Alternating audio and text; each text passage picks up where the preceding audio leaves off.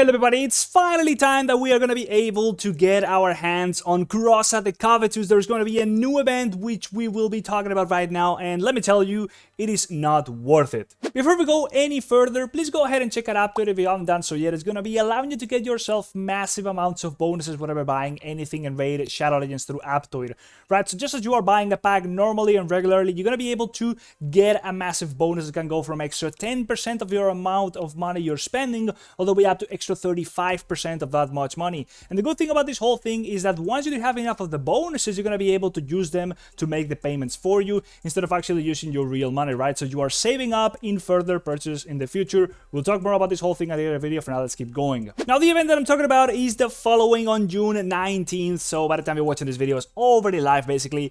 You are going to be having a 10x chance of summoning KUROSA the Covetous from Primal Shards, right? So there's going to be multiple layers of things that really make this not worth it, right? Now, they are also saying over here that they are planning to launch 3x event, dropping demon spawn accessories from the Spider's Den, whatever, and then on 23rd or the 23rd of June, there's another 3 times the chances of dropping speed artifacts from the Dragon's Lair, I think, which we just had very recently. So this is going to be an event of sorts, as they're calling it. If you want to join my team in Raid Shadow Legends, click the link in the description to get a free Narma, as well as Anax, Uugo, and Mausoleum Mage as you progress through the game. Here's what you need to do. First of all, log out of Platinum Play on PC and uninstall. Then click the link in the description and register a brand new email. Launch Raid and complete the tutorial, and then go to your inbox and claim your first champ. Don't miss out on your chance to get a fresh start in Raid with a free Narma and 3 epic champs. Click on my link right now. Now, the real deal about this is that there is not going to be a 2x chance of just getting better stuff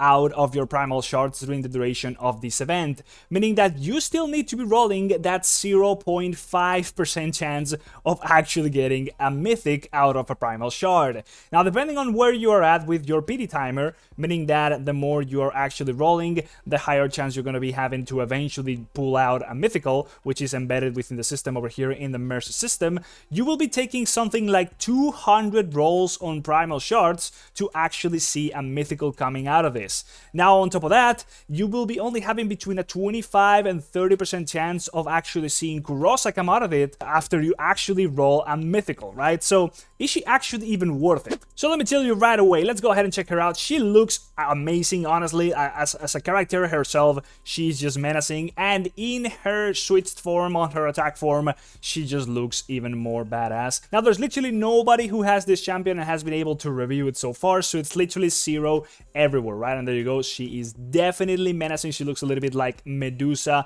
of the Void or something like that. So let's go through her kit real quick just to assess whether or not she's decent. And we'll also check out what Hell Hades thinks about this whole thing, right? So A1, AoE attack, heal all allies. The value of the heal is proportional to this champion's attack. We don't really know if the heal is going to be big or not, but we can assume she's going to be doing a decent amount of healing. Then A2, remove all debuffs from all allies. Massive cleanse, then places a 50% critical, or rather, increased attack buff and a shield buff on all allies for 2 turns, and the value of the shield is again increased based off of the attack of this champion. 3-turn cooldown, right? A really strong ability so far. A3 places a taunt buff, which is not the same as, a provoke, and a 25% 45 buff on this champion for 2 turns, also placing an unkillable buff on all allies except this champion for 2 turns with a 4-turn cooldown. She's just stacked, like literally stacked, so many buffs, as well as a debuff cleanse. Then this is just the switching form, and then we have the passive here, receives 15% less damage for each ally alive, or alive ally. That is a lot of less damage taken. That is insane. Let's just say there is like 5 other allies in the party. You're going to be taking, what is it, 75% less damage. 75%. That is crazy, if I made the math correctly, because I'm definitely probably didn't. But anyways, it's insane. Active effect, instantly transform the champion into the alternate form whenever the last living ally is killed, so she just goes into the attack form. We know that because, of course, we've played the campaign dungeon, and finally she does have the ally attack increase aura in all battles, which is shared with the attack form. And let's go ahead and check this one out. A1, attack one enemy 3 times. If his attack kills an enemy, deal pure damage to all other enemies. If other enemies are not bosses or minions, the amount of pure damage dealt is equal to 30% of the initial target's max HP. If the other enemies are bosses or minions, then this is going to be equal to 10% of their max HP instead. This cannot be critical, meaning that any boss you are fighting, this attack is going to be dealing 10% of the boss's max HP every single attack 3 times. That is 30% of the boss's max HP. No matter what boss you're fighting. That is ridiculous, honestly. That attack on itself is ridiculous. Then AoE attack on the A2 before attacking, steal all buffs from all enemies. So we had a cleanse for our own debuffs, now we have a buff steal from the enemies. Targets whose attack is lower than their champion's attack, than this champion's attack actually, and you want to be scaling this champion's attack, KUROSA's, because she scales off of attack literally everywhere, cannot resist this effect, also places a 25% weaken debuff on all enemies for 2 turns. Targets whose attack is equal to or lower than this champion's, again, cannot resist this. This is just like double down, but there we go. Another effect that's literally irresistible, and she's gonna be having a lot of attack, believe me. Now places a 15% shatter buff, which I don't even know what it does. There we go, there it is. Increases champion ignore defense effect by 7.5 or 15%, and she's gonna be applying the 15% version. So just like baseline 15% ignore defense, 30% increased crit rate buff as well for 3 turns. It's only going to be on herself. Then places a true fear debuff on all enemies for a turn. Another thing that's just literally insane. And again, if the target's attack is equal or lower, they're going to be not able to resist this effect. So accuracy is of course going to be necessary on her for sure, but it's a little bit less because you can guarantee that these effects are landing if you do have enough attack. And then grants an extra turn on top of that.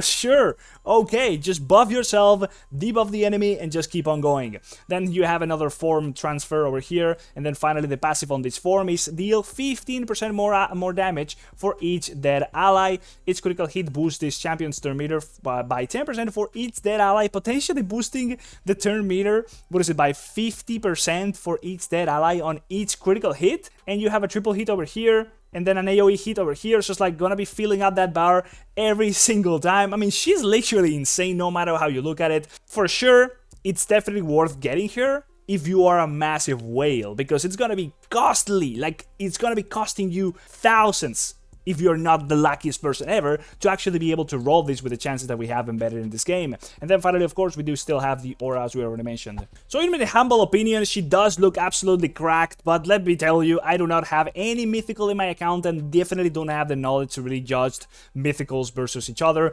As a champion, she just looks nuts compared to literally everything else I have in my account. Now, need to say, Hell Hades does give her a 4.5 as a rating, and she's like literally cracked everywhere. Not really sure why it wouldn't be a 5. I just really, again, don't really have the knowledge for judging that. But I just want to say real quick, might as well talk about this real quick as we are here. Now, the events here, especially as a free-to-play player, or rather as a low-spender player, which is not really doing much whaling at all, besides a couple rolls here and there just for content, really. It's just been kind of impossible to keep up with the whole events. Like, literally every event has just been a little bit too much. I didn't prepare properly, and let me tell you, that's what I did, like a couple videos on it, how to prepare for a fusion event properly. I was not ready. But man, the literal event we are having right now going on, which is giving you access to the soul level for Thorin Foulbeard. If you were getting into that fusion, I didn't get the fusion, not even close, totally missed that. But anyways, if you're trying to get yourself a decent soul level over here, because you do have a free chance of actually doing so right now, man, it is rough. And as you can see here over here, I am barely in milestone 2, so yes, didn't really play this very well, but man, just check out the latest stuff that's going to be giving you access to some Demon Slayer, Titan points or whatever. It is nuts, man. This event coming up over here, Spider Tournament. Okay, sure, I'll kill the spider, but let me tell you that. Let's look at this. Oh, using only champions from this faction.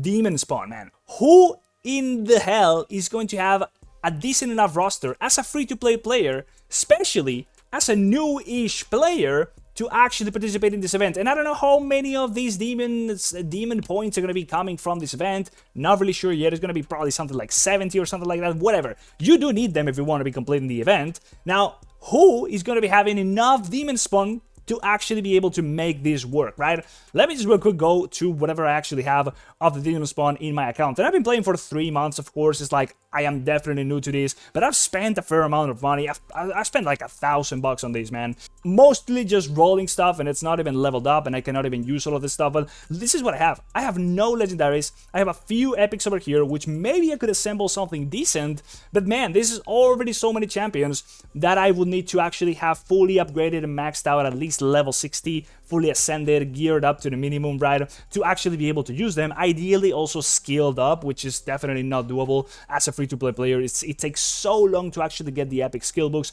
I do at least have a few amount of rares as well, which would probably be able to use some of these in a decent spider team. But man, what do I have out of this that is like good, man? Like for sure Allure is just great in many avenues, particularly not Spider. I mean, let's just say that. What is she like? The Spider over her 3.2. I mean, she's one of the greatest epics there is for demon spawn, not even great for the Spider. I do have Achak, which I'm actually using in my Spider team, which would be definitely crazy, but he's still just being built up. And what about everything else that I do have? Whatever, man. 4.2 is like okay-ish. I don't even know what these guys do. Like literally just got them. I would need to go through the whole process of actually learning how can they fit into my team, building them up, giving them up, and just trying to find out some synergies, right? So just saying, as a new-ish player, especially somebody who's not even free to play, I've actually spent money in this game, and I'm just trying to participate. I'm just trying to have some fun in this game. Obviously, it is impossible to be some sort of completionist here, right? Unless you are really putting your money into this game. Trying to fully get like everything you can do out of this event is going to be literally impossible, right? And I'm not sure if you even need to get all the events done to actually fully get to the Tholine File, be the perfect soul. I am assuming you do, but let me tell you, I've barely gotten anything. Of course, I failed miserably this event. There's no excuse to that. I really just didn't have enough time, resources, money put into the game, whatever, to actually finish it. But if you really want to be getting anything done in this game as a free-to-play player, man, it's so discouraging. It is incredibly discouraging. Either you need to be playing this game for years to actually be able to even keep up, or just spend way too much money, right? So some of these events are just never made with the player in mind. So suffice to say, what I said is that they have the money in mind, of course. And talking about money, if you want to be spending any amount of money in Raid Shadow Legends like I do, you definitely want to be doing so through Aptoide, right? Aptoide is going to be allowing you to get yourself massive amounts of bonuses whenever buying anything in Raid Shadow Legends. As you can see over here, if you are spending anything, you're going to be getting an extra bonus or cashback that can go from extra 10% of what you're spending all the way up to extra 35%, right? When you unlock the max amount of bonus possible, that is going to be what you get, 35% of whatever amount of money you are spending, which in turn you're going to be able to use to buy the things for you without actually using your real money. That is a real value of this. You can just go ahead and save up on further purchases in the future, as you are already spending anyways. If you are a spender, that is, then you will just be able to get more value out of your money, right? So if you want to be finding out more details about how to set this up and start using it for yourself, there's going to be a link down in the description explaining how to set the whole thing up on your PC real quick. Only Android devices, so like BlueStacks on your PC, or also on your Android phone, for example. It does not work on iOS. And if you also go ahead and check out my code, it's going to be somewhere up here in the screen. It's going to be allowing you to get yourself an extra 5% bonus for the get-go. You just put that into the Aptoide wallet, which I got it back here as well into my Aptoide, and there you're going to be able to input that promo code as well as just see how much bonus you currently have unlocked, right? So input the promo code somewhere. You're going to have it in the screen into your Aptoide wallet, and you will be able to unlock an even bigger bonus from the get-go, right? So hopefully guys, you enjoyed the video. I'll keep on farming some KUROSA, and I'll see you in the next one. Like, subscribe, and that's it. Bye-bye. See ya.